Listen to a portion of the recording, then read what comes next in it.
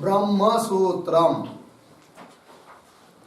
ब्रह्मसूत्र ग्रंथ में page number है 77 और 77 पेज के ऊपर से 6 नंबर की पंक्ति है, बीच में ही आया है न च इदम ब्रह्मात्मैकत्व विज्ञानम संपद रूपम। मिला पंक्ति?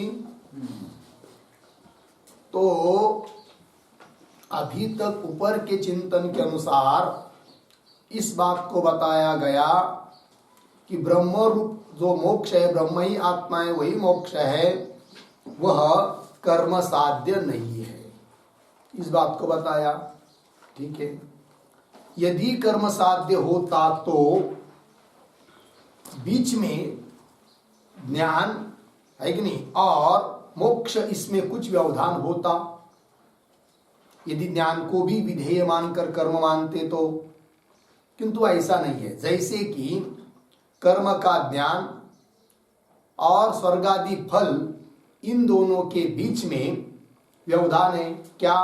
कर्म का ज्ञान होने के बाद सीधा स्वर्ग उस ज्ञान से नहीं मिलता है, अपितु कर्म ज्ञान होने के बाद कर्म का अनुष्ठान करना पड़ता है, फिर उसके बाद कालांतर से मोक्ष प्राप्त, स्वर्गादि की प्राप्ति होती है। उस प्रकार यदि कर्म साध्य मोक्ष होता तो ब्रह्म ज्ञान होने के बाद कुछ बीच में अनुष्ठान आदि करना पड़ता, किंतु ऐसा तो है ही नहीं है।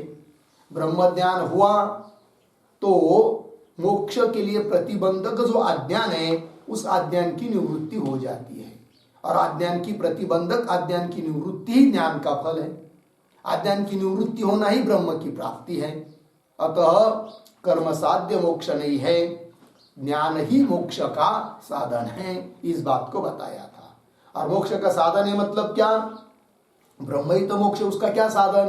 तो उसके लिए जो बीच में प्रतिबंधक है अज्ञान, उस अज्ञान की निवृत्ति के लिए उपयोगी है कौन? ज्ञान।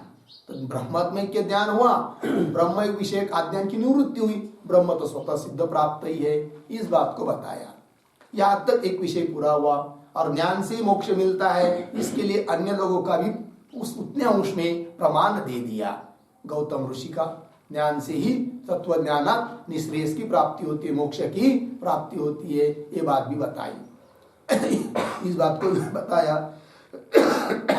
अब कुछ लोग कहते हैं कि ये जो तुम्हारा ब्रह्मात्मैक्य ज्ञान है वह संपद रूप है। क्या है? संपद रूप है। संपद रूप उसको मान लो। सिद्धांती कहते हैं कि संपद रूप नहीं है।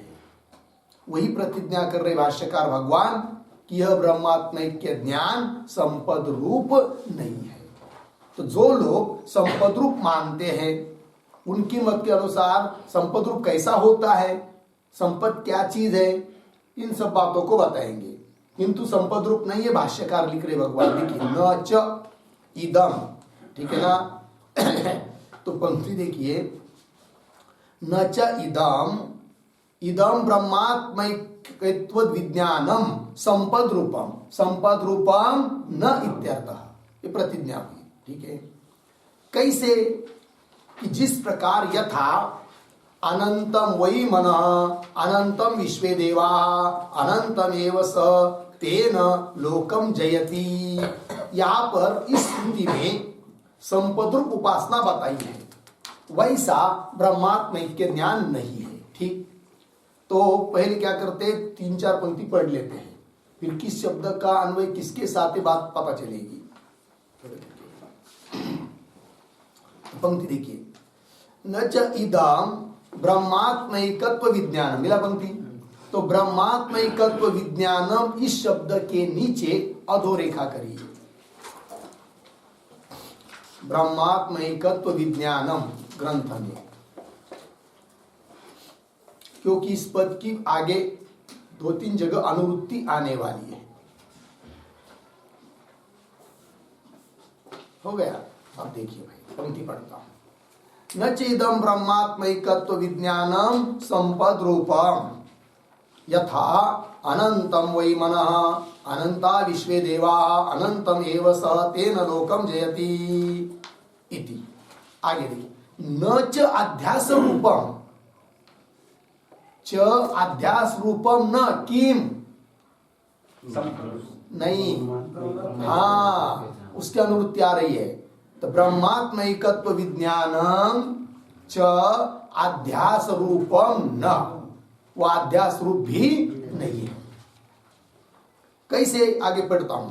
न च अध्यास रूपम यथा मनो ब्रह्म इति उपासित आदित्यो ब्रह्म इति आदेशः इति च, लगा पंक्ति, इति च मन आदित्यादिषु ब्रह्म दृष्टि अध्यास।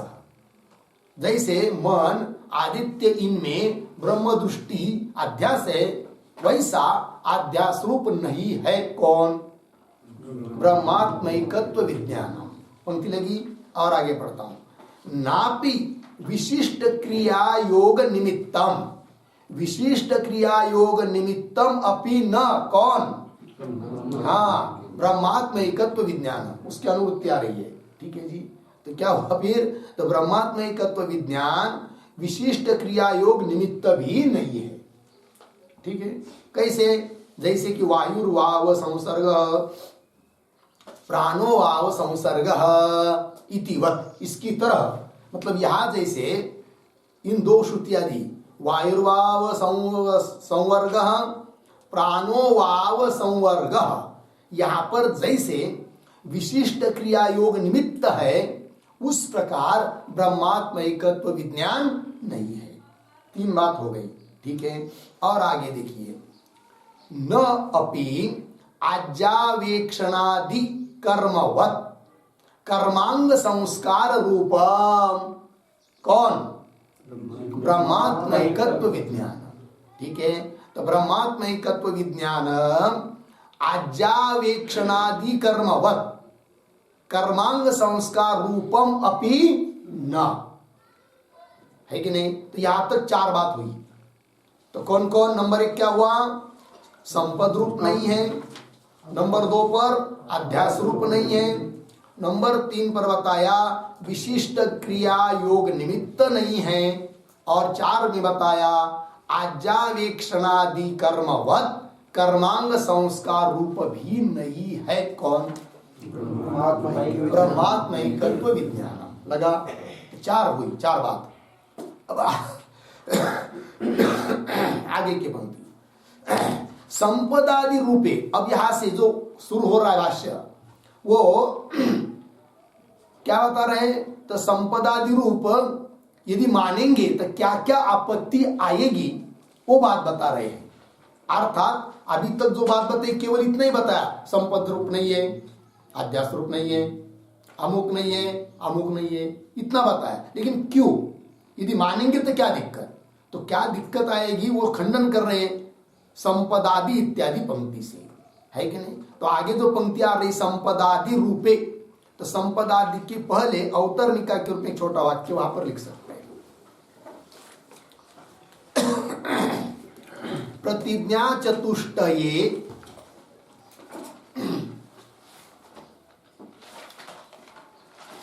प्रतिज्ञा चतुष्टये हेतुम आह,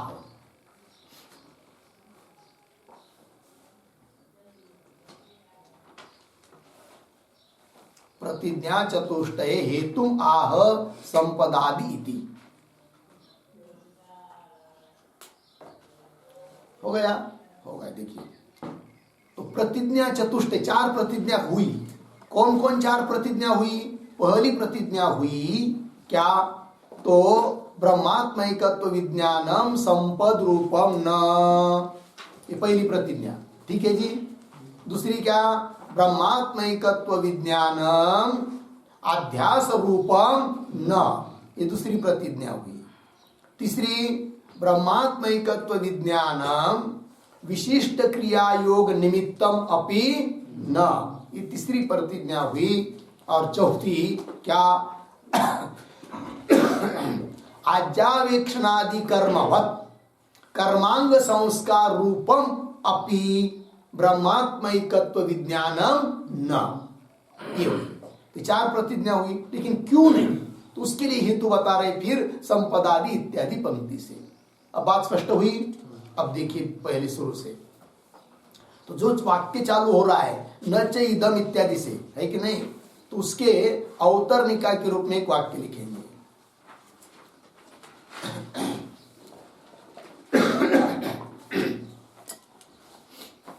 मिला? न च इत्यादि पंक्ति है कि नहीं, न च इदम अभी अभी आज शुरू हुआ है, उसके अवतरणिका के रूप में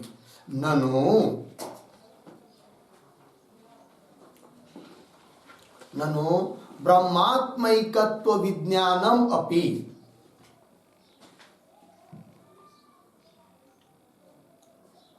ननु ब्रह्मात्मैकत्व विज्ञानम अपि, ब्रह्मात्मैकत्व विज्ञानम अपि भेद ज्ञानवत्, भेद ज्ञानवत् न प्रमा, न प्रमा अर्धविराम संपदादि रूपत्वेन, संपदादि रूपत्वेन भ्रांतित्वात्, संपदादि रूपत्वेन भ्रांतित्वात् इति अतः आह न च इदम इति, न च इदम इति। ठीक अर्थ देखिए भाई, तो पूर्व पक्षी कर रहा है ब्रह्मात्मैकत्व विज्ञान मतलब जीव ब्रह्म के एकता का ज्ञान, यह ज्ञान भी भेद ज्ञानवत न प्रमा, जैसे भेद ज्ञान प्रमा नहीं है कि नहीं, क्योंकि भेद ज्ञान क्या होता है, भ्रांति रूप है। कैसे? श्रुति कहती है, कहा कि जैसे श्रुति ने कहा यत्र ही द्वैतम इव भवति, ऐसा श्रुति आती है कि नहीं, यत्र ही द्वैतम इव भवति, मतलब द्वैत की तरह है, मतलब द्वैत नहीं है, अर्थात द्वैत जो प्रतीत हो रहा है वो भ्रांति है, द्वैत ज्ञान भ्रम रूप है। ठीक है। दूसरी बात, जो भेद ज्ञान को जानता है, जिसका भेद का निश्चय है, उसके लिए अनर्थ की प्राप्ति होती है, ये भी बात श्रुति ने बताई है। कौन श्रुति? मृत्यो हो सह मृत्युम आपनोति यह इह नाना इव पश्यति, जो यह नाना मतलब भेद देखता है उसके लिए क्या मृत्यु की प्राप्ति होती है। इस श्रुति ने क्या बताया? अनर्थ के लिए कारण बताया। किसको? भेद ज्ञान को, है कि नहीं? अतः वो भेद ज्ञान जैसे भ्रमरूप है और भ्रमरूप होने के कारण मोक्ष के लिए कारण नहीं है। कौन? भेद ज्ञान। उसी प्रकार पूर्व पक्षी कहता है कि ब्रह्मात्मैकत्व विज्ञानम अपि, ब्रह्मात्मैकत्व ज्ञान भी भेद ज्ञान की तरह न प्रमा, मतलब भेद ज्ञान जैसे प्रमा नहीं है वैसे ब्रह्मात्मैकत्व ज्ञान भी प्रमा नहीं है, यथार्थ नहीं है, भ्रम रूप ही है। कौन बोल रहा है? पूर्व पक्षी। तो उस पूर्व पक्षी को पूछेंगे कि ब्रह्मात्मैकत्व ज्ञान क्यों तुम भ्रम रूप मान रहे हो, बोल रहे हो? तब कहा उसने संपदादि रूपत्वेन भ्रांतित्वात्, क्योंकि ब्रह्मात्मैकत्व ज्ञान क्या है? संपदादि रूप है, और संपदादि रूप होने के कारण भ्रांति है, वो भ्रम है। ठीक है, ऐसा पूर्व पक्षी कह रहा है। तो संपदादि रूपत्वेन भ्रांतित्वात्, है कि नहीं? तब भाष्यकार कह रहे पूर्व पक्षी को, अरे भाई, जिस ब्रह्मात्मैकत्व ज्ञान को तुम संपदादि रूप मानकर भ्रांति रूप कह रहे हो, किंतु वह ब्रह्मात्मैकत्व ज्ञान संपदादि रूप कहाँ है? संपदादि रूप नहीं है। तो वही पंक्ति आई भाष्य की फिर, न च इदम ब्रह्मात्मैकत्व विज्ञानम संपद रूपम, ब्रह्मात्मैकत्व विज्ञानम संपद रूपम न। यदि संपद रूप होता तब उसको भ्रांति रूप हम भी मानते, किंतु वह संपद रूप नहीं है। संपद रूप भी नहीं है, अध्यास रूप भी नहीं है, और विशिष्ट क्रिया योग निमित्त भी नहीं है, और आज्ञा अवेक्षणादि कर्म की तरह कर्मांग संस्कार रूप भी नहीं है। कौन? ब्रह्मात्मैकत्व विज्ञान, जिससे कि वो भ्रमरूप हो जाता, और भ्रमरूप होता तो मोक्ष के लिए कारण नहीं होता, किंतु भ्रमरूप नहीं है। भ्रमरूप क्यों नहीं है? संपदादि रूप न होने के कारण। ठीक है। अब प्रश्न उपस्थित होता है कि संपद रूप मतलब क्या होता है? वो जब समझ में आएगा तब बात समझ में आएगी कि ब्रह्मात्मैकत्व विज्ञान संपद रूप नहीं है। ठीक है, अध्यास रूप भी नहीं है, लेकिन अध्यास क्या चीज है ये जब पता चलेगा तब समझ में आएगा कि ब्रह्मात्मैकत्व विज्ञान अध्यास रूप भी नहीं है। इन सब बातों को समझना पड़ेगा। ठीक है, तो अब संपद क्या चीज है इस बात को समझने के लिए हम लोग थोड़ा लिखेंगे। ठीक है, तो ये जो वाक्य है कि न चैदम ब्रह्मात्मैकत्व विज्ञानम संपद रूपम, तो संपद रूप को आधार बनाकर इतनी लिखते हैं थोड़ा सा लिखते हैं। संपद, ये संपद एक उपासना है जी। संपद क्या है? एक प्रकार की उपासना है। तो क्या है उसका स्वरूप? लिखते हैं हम लोग, लिखिए। संपद उपासना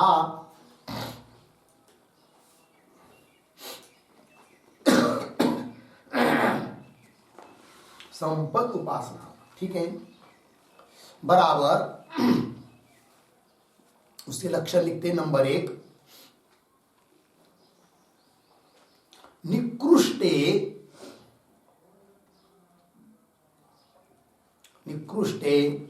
किंचित साम्येन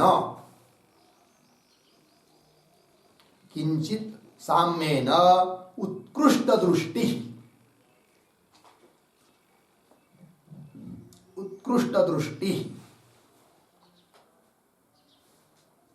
पूर्ण विराम, ये पहला लक्षण हुआ। नंबर 2 लिखते हैं। नंबर 2, अल्प आलंबन तिरस्कारेण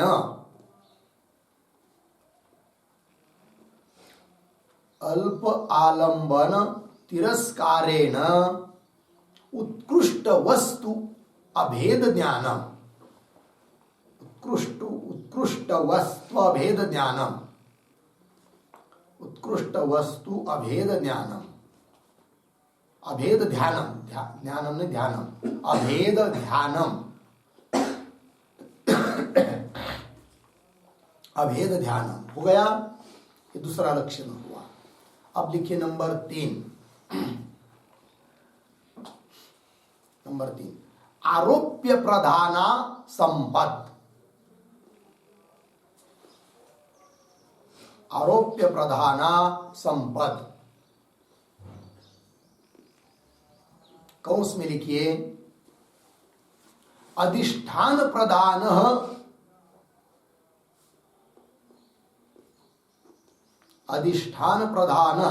अध्यास, अधिष्ठान प्रधान अध्यास बराबर प्रतीकोपासना, प्रतीकोपासना कौंस बंद। आगे बराबर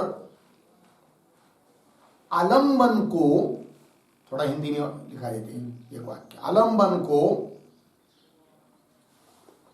बराबर अधिष्ठान को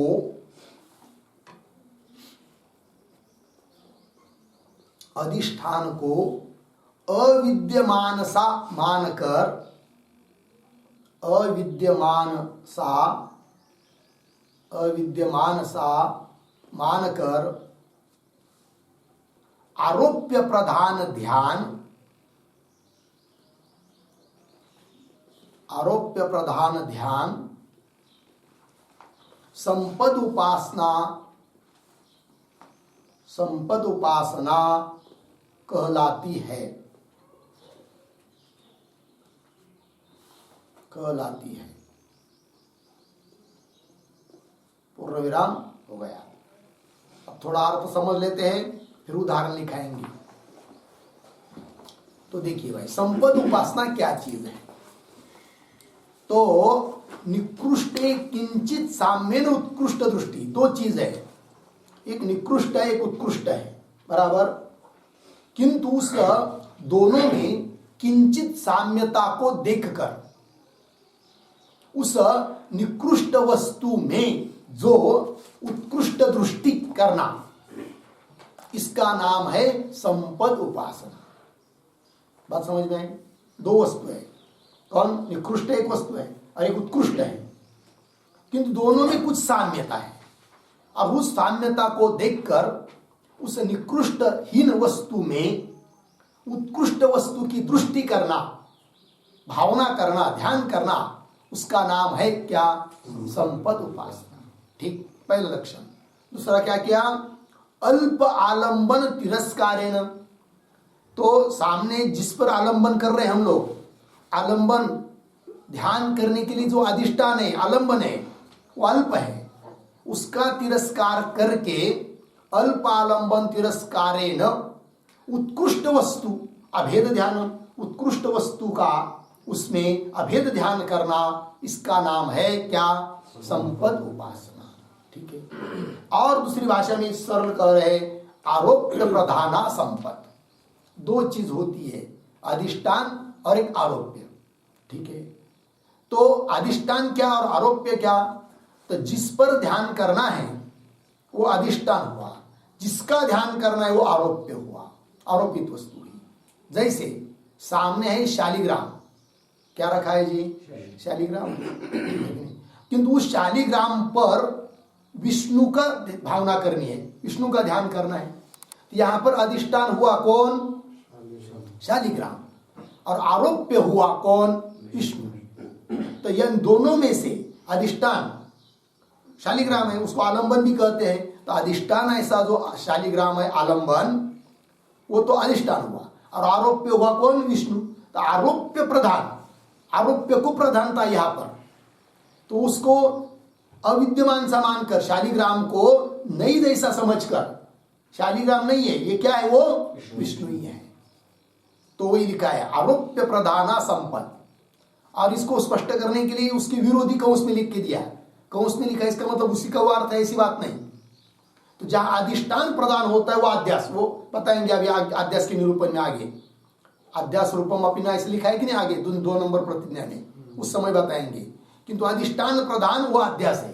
ठीक है ना? वो प्रतीक उपासना है और ये संपद उपासना है, दोनों में अंतर है। तो जहां पर आरोप्य प्रदान होता है वहां की उपासना कौन सी?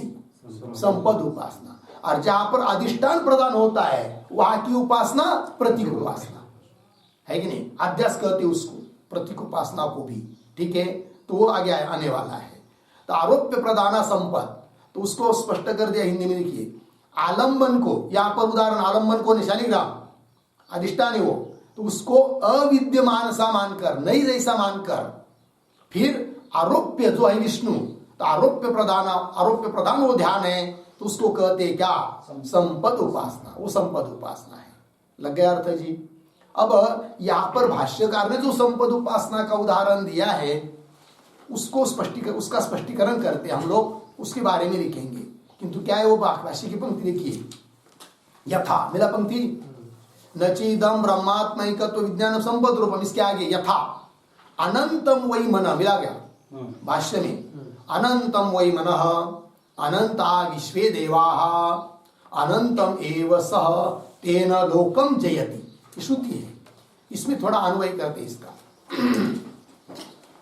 अनंतम वही मन अनंता विश्वे देवा, यहां तक सरल है, अनंता विश्वे देवा।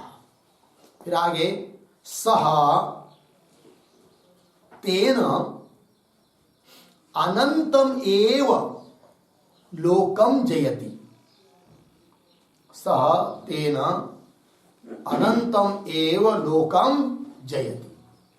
हो गया अर्थ? देखिए भाई, अनंतम वही मन अनंत है और विश्वे देव भी अनंत है, तो दोनों में समानता हुई। क्या समानता है? अनंतत्व, क्योंकि मन की अनेक वृत्तियां है, काम, संकल्प, विचिकित्सा इत्यादि, इसलिए मन अनंत है।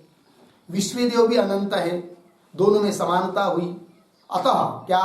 सह उपासक तेन, ऐसी दोनों में अनंतता को देखकर मन को विश्वदेव समझता है, मन में विश्वदेव का अभेद चिंतन करता है। तो ये जो उपासना है वो कौन सी उपासना हुई? संपद उपासना।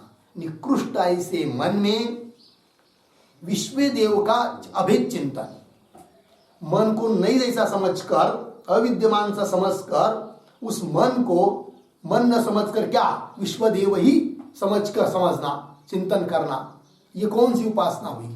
संपद उपासना हुई। उससे क्या होता है? तेन अनंतमेव लोकम जयति, अनंत ऐसे लोगों को जयति, जयति का अर्थ लिखिए प्राप्त होती, अनंत लोगों को वो प्राप्त होता है, ऐसी उपासना करने वाला। ठीक है, हो गया ना? तो ये जो श्रुति, इस श्रुति में अनंत संपद उपासना बताई है, वैसा ब्रह्मात्मैकत्व ज्ञान संपद उपासना रूप नहीं है। बात समझ में?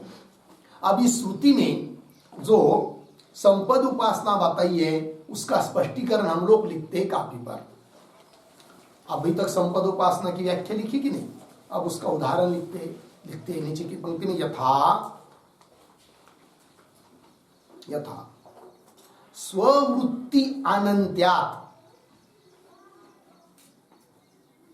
स्ववृत्त्यानंत्यात्, स्ववृत्ति अनंत्यात् मनः अनंतम,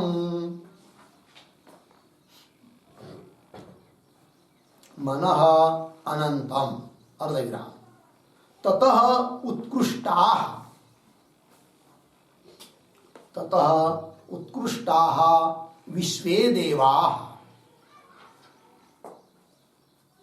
विश्वे देवाः, कौंस में लिखिए, अनंताभिमानिनः देवाः, अनंताभिमानिनः देवाः विश्वे देवाः।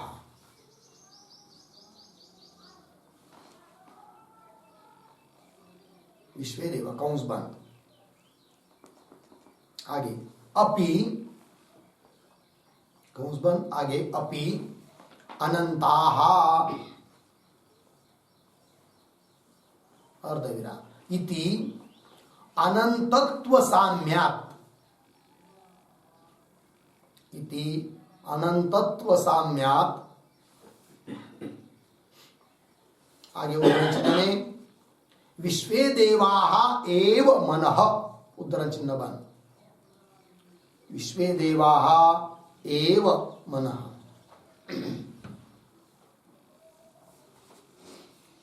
ठीक, उद्धरण चिन्ह बंद। आगे इति निकृष्टे मनसि, इति निकृष्टे मनसि उत्कृष्ट विश्वे देवानां, उत्कृष्ट विश्वे देवानां संपादनम, उत्कृष्ट विश्वे देवानां संपादनम बराबर चिंतनम,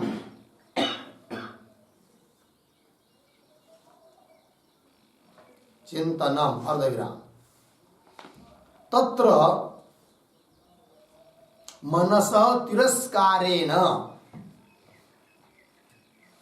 तत्र मनसः तिरस्कारेण, कौंस में लिखिए, मन को अविद्यमान सा मानकर, मन को अविद्यमान सा मानकर, कौंस बंद।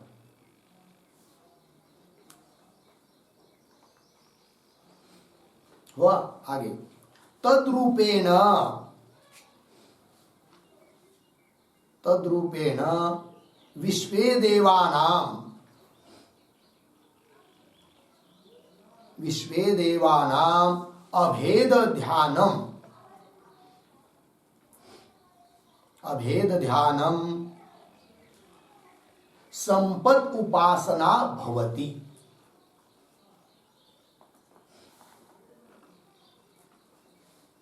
संपद उपासना भवति पूर्णविराम। तया, तया अनंत फल प्राप्ति भवति, तया अनंत फल प्राप्ति ही भवति। पूर्ण विराम। पैराग्राफ छोड़कर नीचे पंक्ति में तथा तथा ब्रह्मात्मैकत्व ज्ञानम अपि, तथा ब्रह्मात्मैकत्व ज्ञानम अपि संपद रूपम भवति, संपद रूपम भवति इति पूर्व पक्षः, इति पूर्व पक्षः। पूर्ण विराम। आगे तथा ही चेतनत्व साम्यात्, चेतनत्व साम्यात् अल्पे जीवे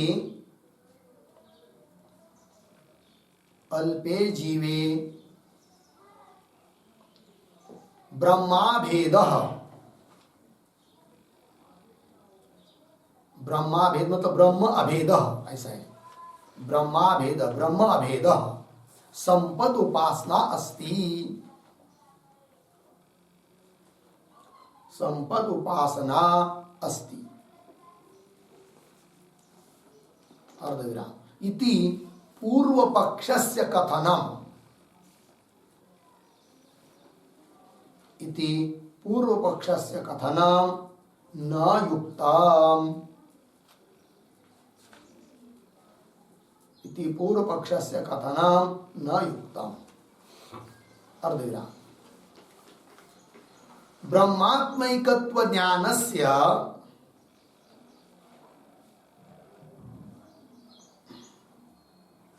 ब्रह्मात्मैकत्व ज्ञानस्य संपदादि अभावे, संपदाद्यभावे, संपदादि अभावे हेतूनां कथनम, हेतूनां कथनम अग्रे भविष्यति, अग्रे भविष्यति।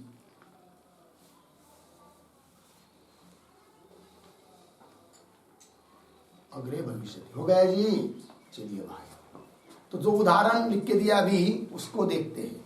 यथा मिला पंक्ति अभी लिख के दिया था ना, स्ववृत्ति अनंत्यात् मन अनंत, मन अनंत है। क्यों? स्ववृत्ति स्वमन, मन की वृत्तियां अनंत होने से, काम संकल्प विचिकित्सा आदि करके मन की वृत्तियां कितनी है? अनंत है। और स्ववृत्ति मतलब मन की वृत्ति अनंत होने के कारण मन कैसा हुआ? अनंत हुआ। तो अनंतत्व है किसमें? मन में। ततः उत्कृष्टाः, ततः मतलब उस मन से उत्कृष्ट है कौन? विश्वेदेवाः। विश्वेदेवा मतलब कौन? अनंत का अभिमान धारण करने वाले जो देवता, उनको कहेंगे विश्वेदेवा। ठीक है, देवता विशेष। तो विश्वेदेवा भी अनंताः, विश्वेदेव भी अनंत है, तो अनंतत्व उसमें भी है।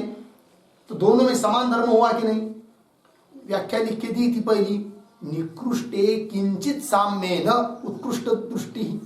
निकृष्ट हुआ कौन? मन, और उत्कृष्ट हुआ कौन? विश्वेदेव। और दोनों में किंचित साम्य क्या हुआ? अनंतत्व हुआ कि नहीं? तो देखिए फिर अभी अनंता इति अनंतत्व साम्यात्, इस प्रकार अनंतत्व दोनों में समान होने के कारण, किन दोनों में? मन और विश्वेदेवा। इसलिए उपासना की जाती है, फिर वो संपद उपासना होती है। कैसे? तो विश्वेदेवा एवं मन है कि नहीं?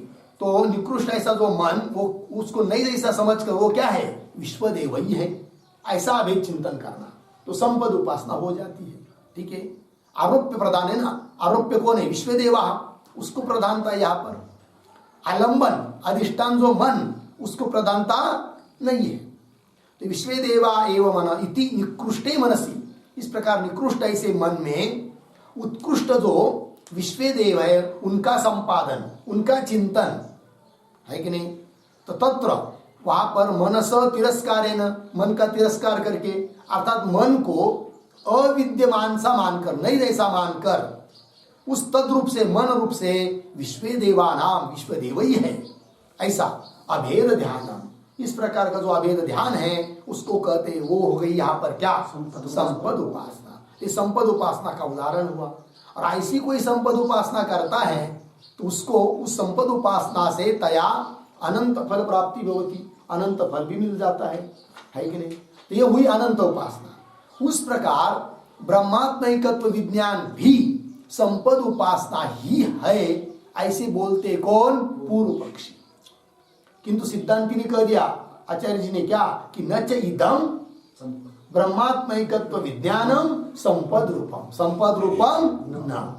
किंतु पूर्व पक्षी मानते हैं। तो कैसा मानते फिर संपद उपासना को, उपासना ही है ये ब्रह्मात्मैक्य विज्ञान, वो भी आपको लिख के दिया नीचे की पंक्ति में। तथा ब्रह्मात्मैकत्व ज्ञानम अपनी संपद रूपम भवति, संपद रूप ही है इति पूर्व पक्षी बोलता है। कैसे, तथा ही, तो दोनों में समानता दिखाना पड़ेगी ना कुछ तो, है कि नहीं। दो कौन यहाँ पर, अल्पायसा जीव और उत्कृष्ट कौन, ब्रह्म। और दोनों में समान धर्म क्या, चेतनत्व। ठीक है, जैसे मन और विश्वदेव उनमें समान धर्म है कौन, अनंतत्व। उस प्रकार यहाँ पर चेतनत्व साम्या, जीव में भी चेतनत्व है और ब्रह्म में भी चेतनत्व है, समान धर्म हुआ। तथा ये चेतनत्व साम्यात अल्पे जीवे, अल्प निकृष्ट ऐसा जो जीव, उस जीव में ब्रह्माभेद, ब्रह्म का उत्कृष्ट ऐसे ब्रह्म का अभेद चिंतन करना, तो बन जाएगी वो संपद उपासना, है कि नहीं। ये पूर्व पक्ष, ये पूर्व पक्षी का कहना हुआ। किंतु यह पूर्व पक्ष का कथन युक्त नहीं है। ठीक है, तो ब्रह्मात्मैकत्व ज्ञान संपदादि रूप नहीं है, संपदादि का अभाव है इसमें। तो क्यों, हेतु क्या, कारण क्या, तो हेतु को आगे बताएंगे। आगे कहा बताएंगे, जैसे आपको बताया था कि नहीं, अवतरणिका लिख के आगे दी थी, संपदादि रूपे ही इत्यादि पंक्ति आ रही कि नहीं आगे, उसके अवतरणिका लिखी थी आपने, प्रतिज्ञा चतुष्ट हेतु माह। तो वहां से आगे हेतु बताएंगे क्यों संपदादि रूप नहीं है, कौन, ब्रह्मात्मैकत्व विज्ञान संपद रूप नहीं, क्यों, वो बताएंगे वहां पर। बात समझ में आई फिर। तो पंक्ति देखिए भाष्य में, न च इदम ब्रह्मात्मैकत्व विज्ञानम संपद रूपम, इदम ब्रह्मात्मैकत्व विज्ञानम संपद रूपम न। किसकी तरह, कि जैसे यथा अनंतम वै मन अनंता विश्व देवा अनंतम एव सह तेन लोकम जयति, यहाँ पर जैसे संपद उपासना है वैसी ब्रह्मात्मैकत्व विज्ञान संपद उपासना रूप नहीं है। बात पता चली। अब आगे चलिए,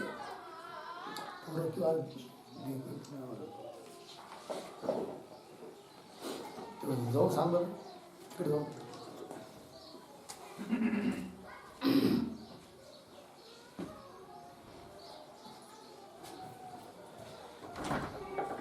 चलो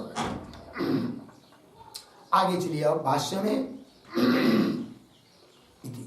न च अध्यास रूपम, आगे पंक्ति मिली कि नहीं, तो च अध्यास रूपम न, कौन, ब्रह्मात्मैकत्व विज्ञानम अध्यास रूपम न, अध्यास रूप। किंतु अध्यास रूप नहीं है, तो अध्यास रूप का मतलब क्या वो पहले हमको समझना चाहिए और उसका उदाहरण भी समझना चाहिए। तो उदाहरण तो दे दिया है भाष्य में, यथा मनो ब्रह्म इति उपासित आदित्यो ब्रह्म इति आदेश, ये उदाहरण दिया है। किंतु उस उदाहरण के पहले भी वो अध्यास क्या चीज है उसको हम लोग समझेंगे। ठीक है, देखिए, न च अध्यास रूपम, पंक्ति आई ना, लिखते उस पर भी तो लिखिए अध्यास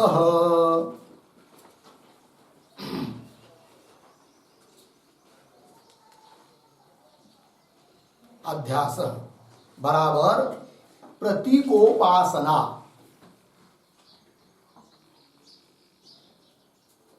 प्रतीकोपासना। ठीक,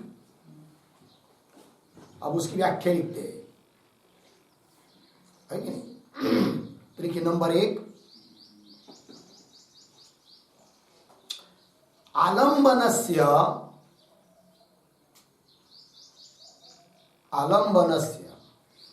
बराबर अधिष्ठानस्य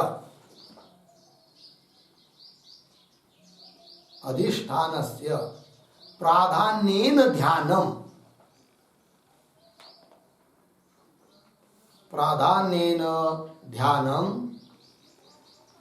प्रतीकोपास्ति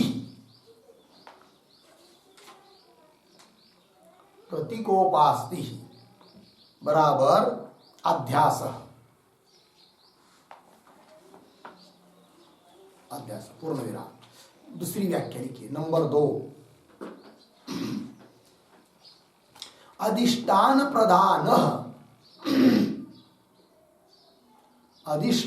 प्रधान बराबर आलंबन प्रधान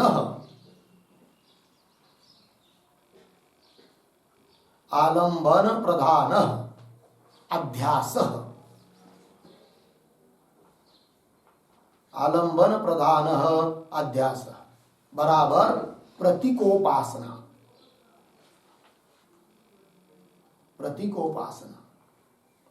पूर्ण विराम कंस में लिखिए जहां आलंबन प्रधान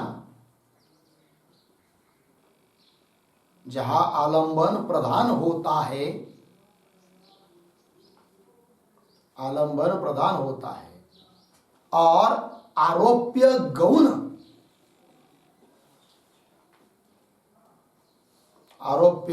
गौण होता है,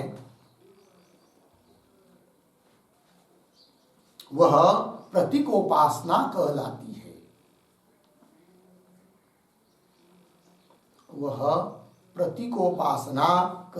है। पूर्ण विराम कंस बंद। ठीक। नंबर 3 अन्य वस्तुनः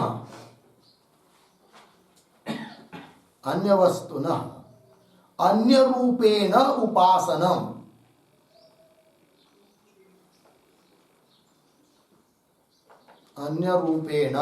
उपासनम। ठीक। आगे नंबर 4 ब्रह्म प्रतीकानाम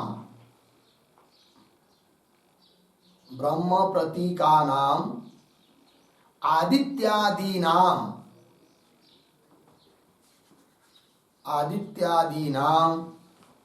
ब्रह्म दृष्ट्या उपासनम।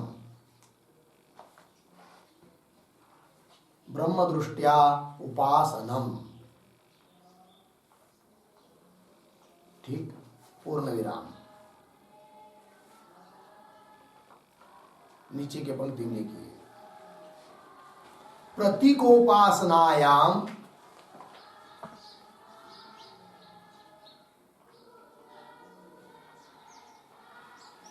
काय झाले बोलायला उधर खिड़की लावून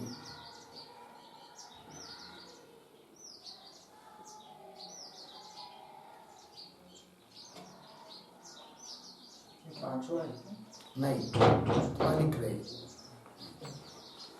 देखिए नीचे की पंक्ति में प्रतीकोपासनायाम हीनस्य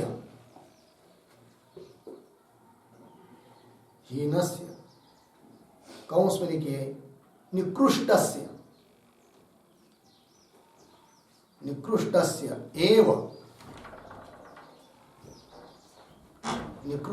एव उत्तम रूपेण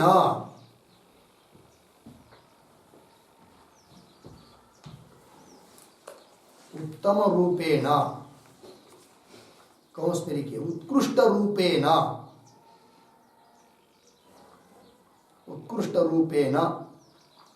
चिंतनम भवति।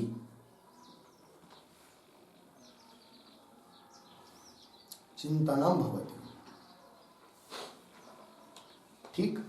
चलिए पहले इन व्याख्याओं का अर्थ समझते हैं, फिर उसका उदाहरण दिखाएंगे। तो अध्यास शब्द का अर्थ यहां पर है प्रतीकोपासना। अब प्रतीकोपासना को अध्यास क्यों कहते हैं वो भी बाद में बताएंगे, लिखाएंगे। किंतु यहां पर अध्यास शब्द से क्या अर्थ लेना है भाई? प्रतीकोपासना। क्या है उसकी व्याख्या? तो लिख के दिया आपको। नंबर 1, आलंबनस्य अर्थात अधिष्ठानस्य प्राधान्यन ध्यान। तो देखिए, संपद उपासना और प्रतीक उपासना, इसमें क्या अंतर है? तो संपद उपासना में क्या बताया था? आरोप्य प्रधाना संपद, आरोप्य में प्रधानता और अधिष्ठान में गौणता। या उल्टा है, यहां क्या है? तो आलंबन जो अधिष्ठान है उसकी प्रधानता और आरोप्य की गौणता, ये तो अंतर है।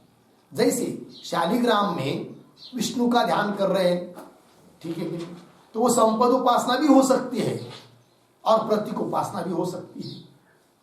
जब उस अधिष्ठान शालिग्राम जो है उसको नहीं जैसा समझकर आरोप्य जो विष्णु उसको मुख्यतः प्रधानता देते हैं, तो वो हो जाएगी क्या? संपद उपासना।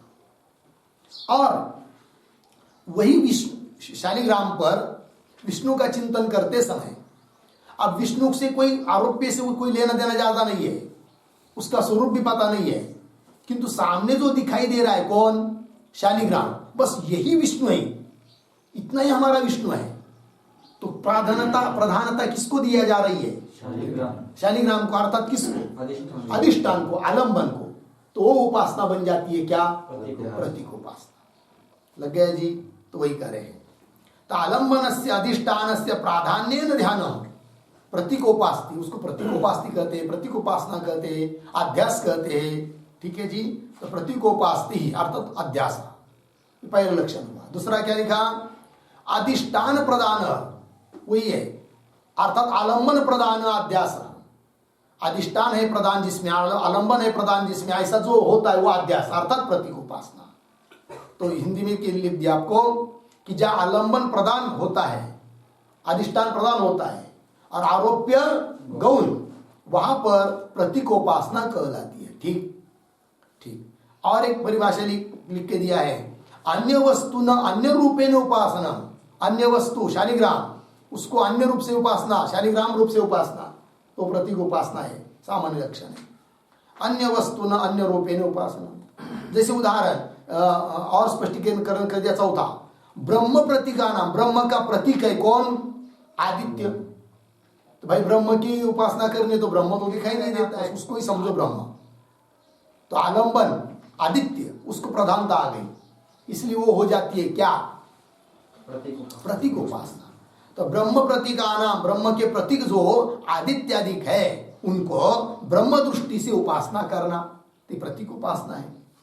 तो प्रतीक उपासना में क्या बात होती है वो लिख के दिया आपको नीचे कि प्रतीक उपासनायाम हीनस्य अर्थात निकृष्ट जो है वह निकृष्टस्य एव उत्तम रूपेण, उत्कृष्ट रूपेण चिंतन है। तो सामने कौन? निकृष्ट वस्तु है आदित्य, चाहे मन चाहे शालिग्राम, किंतु उसको उत्कृष्ट रूप से चिंतन करना, यही हमारा विष्णु है, ऐसा चिंतन करना, तो ये हो जाती है क्या? प्रतीक उपासना। ठीक। तो उसका उदाहरण भाष्य में दिया है, उसको पहले पढ़ते फिर लिखाएंगे आपको। तो भाष्य में पंक्ति देखिए, न च अध्यास रूप मिला यथा मनो ब्रह्म इति उपासित, उदाहरण है। तो मन एक वस्तु है, ब्रह्म एक वस्तु है। निकृष्ट है कौन? मन, आलंबन है, मन का आलंबन, मन का अधिष्ठान बनाकर उपासना करनी है ब्रह्म की, है कि नहीं? तो यहां पर अधिष्ठान जो मन, उसको प्रधानता दी जाती है, ब्रह्म को नहीं। ब्रह्म पता भी नहीं है, किंतु मन ही ब्रह्म है, तो ये हो जाएगी क्या? प्रतीकोपासना। तो मनो ब्रह्म इति उपासित। किंवा दूसरा उदाहरण दिया, आदित्यो ब्रह्म इति आदेश, आदेश शब्द आया कि नहीं? आदेश शब्द का अर्थ लिखिए उपदेश, आदेश मतलब उपदेश। तो आदित्य ही ब्रह्म है, तो आदित्य को ही ब्रह्म रूप से उपासना करना, आदित्य की ब्रह्म रूप से उपासना करना, ये प्रतीक उपासना है। वही भाष्य में आगे के पंक्ति, इति च, इन उदाहरणों में मन आदित्यादिशु, मन में आदित्य में ब्रह्म दृष्टि करना, यही है अध्यास। अर्थ ये हो गई क्या? प्रतीक उपासना। हो गया ना भाष्य की पंक्ति। अब हम लोग थोड़ा लिखते हैं उदाहरण, जो व्याख्या लिखी है उसके उदाहरण। यथा नंबर 1 मनो ब्रह्म इति उपासित, ये वाक्य श्रुति वाक्य उद्धरण चिन्ह में, मनो ब्रह्म इति उपासित उद्धरण चिन्ह बन इत्यत्र इत्यत्र ब्रह्म दृष्टिया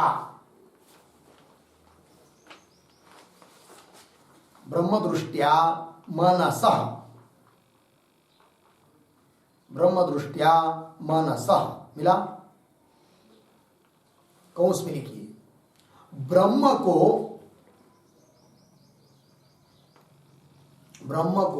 न समझकर, ब्रह्म को न समझकर मन को ब्रह्म समझना, मन को ब्रह्म समझना, मन को ब्रह्म समझना, कौन सी बात। आगे चिंतनम, चिंतनम पूर्ण विराम, एक पहला उदाहरण हुआ भाई। तो मनो ब्रह्म इति उपासित इत्यत्र ब्रह्म दृष्टिया मनस चिंतन, मन का चिंतन करना है, किंतु कैसा, ब्रह्म दृष्टि से, मन ही ब्रह्म है, मतलब ब्रह्म जो आरोप्य उसको न समझकर मन ही ब्रह्म है, मतलब अधिष्ठान को प्रधानता आ गई, अतः ये हो गई क्या, प्रतीकोपासना। हो गया कि नहीं। आगे चलिए नंबर 2, उदाहरण नंबर 2, उद्धरण चिन्ह में लिखिए, आदित्यो ब्रह्म इति आदेशः, आदित्यो ब्रह्म इति आदेशः, उद्धरण चिन्ह बंद,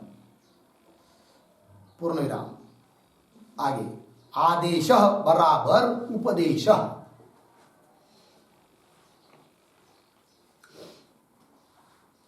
आदेशः बराबर उपदेशः, पूर्ण विराम। आगे ब्रह्म दृष्टिया,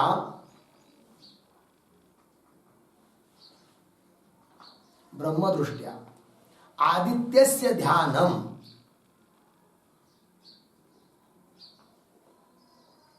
ब्रह्म दृष्टिया आदित्यस्य ध्यानम अध्यासः, अध्यास कौंस में लिखिए, प्रतीकोपास्ति, प्रतीकोपास्ति कौंस बंद, अर्थ समझ लेंगे। तो श्रुति है आदित्यो ब्रह्म इति आदेश, आदित्य ही ब्रह्म है ऐसा आदेश, उपदेश, आदेश मतलब उपदेश। तो ब्रह्म दृष्टिया आदित्य से ध्यानम, आदित्य का ध्यान करना है, किंतु कैसा, आदित्य ही ब्रह्म है ऐसा समझकर आदित्य का, सूर्य का क्या करना, ध्यान, आदित्य रूप से नहीं, ब्रह्म दृष्टि से, यही ब्रह्म है करके। तो ये बन जाती है क्या, प्रतीकोपासना। ब्रह्म दृष्टि आदित्य से ध्यानम आध्यास, आध्यास मतलब प्रतीकोपास्ति। होगा कि उदाहरण, और उदाहरण लिखाते हैं नंबर 3, शालिग्रामस्य विष्णु रूपेण,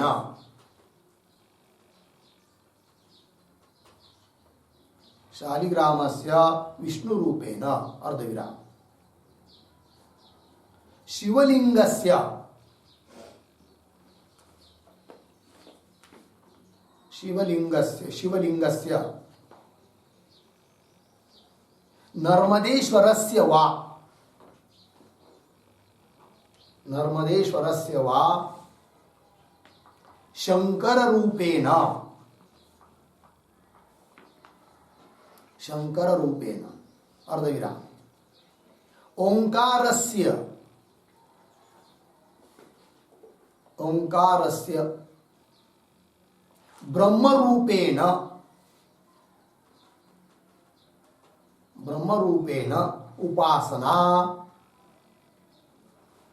उपासना प्रतीकोपासना भवति, प्रतीकोपासना भवति। ठीक, विराम, अर्थ समझ लेंगे। जैसे सामने क्या, शालिग्राम, किंतु शालिग्राम जो सामने दिखाई दे रहा है वही विष्णु है, ऐसा चिंतन करना। तो प्रधानता किसको आई, अधिष्ठान को आई। ठीक है कि नहीं? तो प्रतीक उपासना हुई। उसी प्रकार शिवलिंग हो चाहे नर्मदेश्वर हो, उसकी शंकर रूप से उपासना, ओंकार की ब्रह्म रूप से उपासना, आदित्य की ब्रह्म दृष्टि से उपासना, मन की ब्रह्म दृष्टि से उपासना, ये सब तो प्रतीक उपासना भगवती। लग गया इतना? अब पूर्व पक्षी कहता है कि ब्रह्मात्मैकत्व विज्ञान भी क्या है? आध्यास रूप है, ऐसा पूर्व पक्षी का कहना है। तो वो कैसे? तो वो भी समझ लेते, लिखते थोड़ा आगे। एवं एव, एवं एव, आगे उद्धरण चिन्ह में अहम ब्रह्म, उद्धरण चिन्ह बंद, अहम ब्रह्म इत्यत्र, इत्यत्र ब्रह्म भिन्नस्य जीवस्य,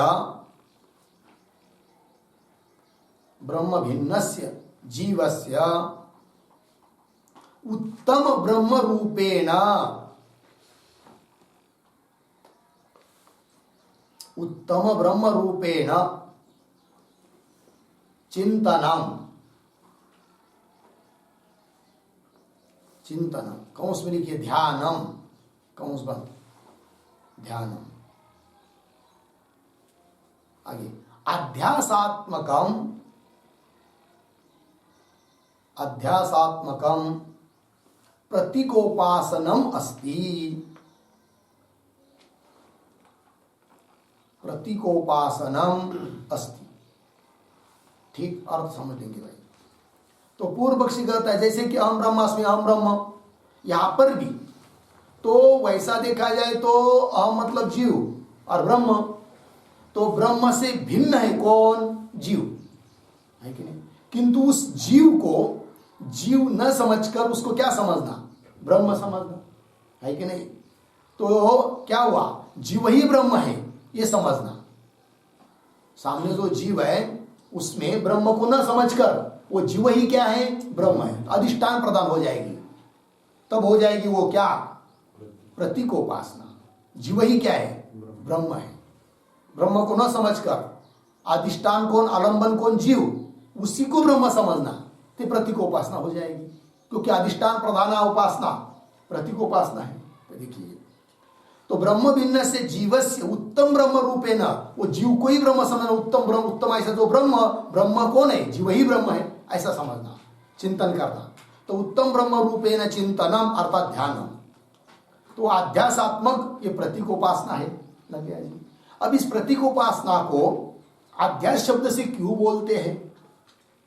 तो लिखते हैं आगे एक वाक्य, उक्तेषु उदाहरणेषु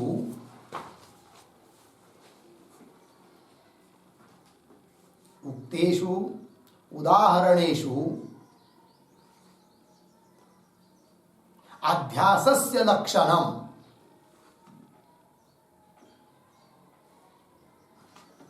अध्यासस्य लक्षणम कौंस में लिखिए अतस्मिन् तद्बुद्धि अध्यास, अतस्मिन् तद्बुद्धि अध्यास, पूर्ण विराम कंस बंद। आगे घटति, घटति अर्ध विराम, अतः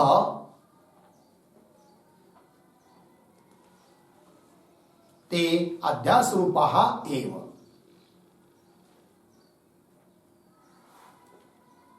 ते अध्यास रूपाः एव, पूर्ण विराम। देखो भाई, क्यों इनको अध्यास कहते हैं? तो उन ऊपर दिए हुए सभी उदाहरण, मन को ब्रह्म समझना, आदित्य को ब्रह्म समझना, शालिग्राम को विष्णु समझना, ये सब सभी उदाहरण। तो उक्तेषु उदाहरणेषु अध्यास से लक्षणम घटति, अध्यास का लक्षण घटित होता है। क्या है अध्यास का लक्षण? अतस्मिन् तद्बुद्धि, यही अध्यास है। जैसे रज्जु के ऊपर सर्प का अध्यास है कि नहीं? क्यों? अतस्मिन् तद्बुद्धि, इसलिए। तद, तद शब्द से लेते किसको? सर्प, तद सर्प। अतद, जो सर्प नहीं है, ऐसी रज्जु। रज्जु तद है क्या? अतद है, अतद है। तो अतद उसकी सप्तमी है कि नहीं? अतस्मिन मतलब रज्जु में, जो सर्प नहीं है उसमें, तद्बुद्धि, तद्बुद्धि सर्प, अतस्मिन तद्बुद्धि, ये अध्यास है। और ये लक्षण सभी जगह घटित हो रहा है सामने कौन? शालिग्राम। वो विष्णु है क्या वस्तुतः? तो नहीं है। तो तद विष्णु, अतद शालिग्राम, शालिग्राम थोड़ी विष्णु है, अतद है वो, उसमें तद बुद्धि, विष्णु की बुद्धि। तो क्या है वो? अध्यास है। तो सभी जगह अध्यास का लक्षण घटित होता है, इसलिए इस प्रतीक उपासना को बोलते हैं क्या? अध्यास। जो भाष्य में पंक्ति है, न च अध्यास रूपम ब्रह्मात्मैकत्व विज्ञानम अध्यास रूपम, न अध्यास रूप नहीं है, अर्थात प्रतीकोपासना रूप भी नहीं है, ये बताया। लग गया जी? तो चलिए, अतः ये सब उपासना जो ऊपर बताई है कि नहीं, आदित्य को ब्रह्म, मन में ब्रह्म, शालिग्राम को विष्णु समझना, ये सब क्या है? अध्यास रूप है। आगे चलिए, अब फिर ब्रह्मात्मैकत्व विज्ञान को वो पूर्व पक्षी लोग कैसा प्रतीकोपासना मानते हैं उसको भी लिख लेते हैं। तो लिखिए एक दो,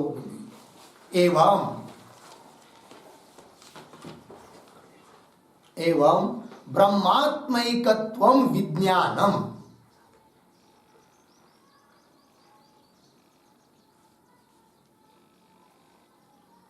ब्रह्मात्मैकत्व विज्ञानम संपद रूपम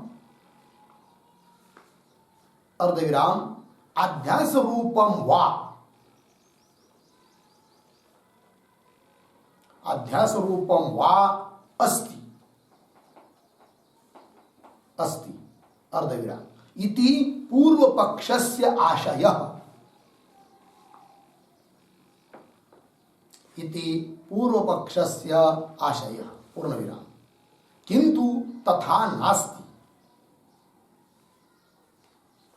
किंतु तथा नास्ति इति सिद्धान्तिनः कथयन्ति,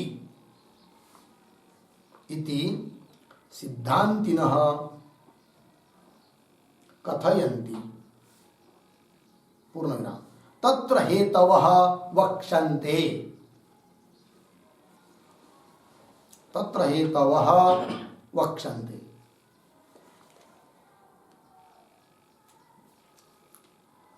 हो गया जी? चलिए भाई अर्थ। एवं ब्रह्मात्मैकत्व विज्ञान, ब्रह्मात्मैक विज्ञान न संपद रूप है न अध्यास रूप है कि नहीं?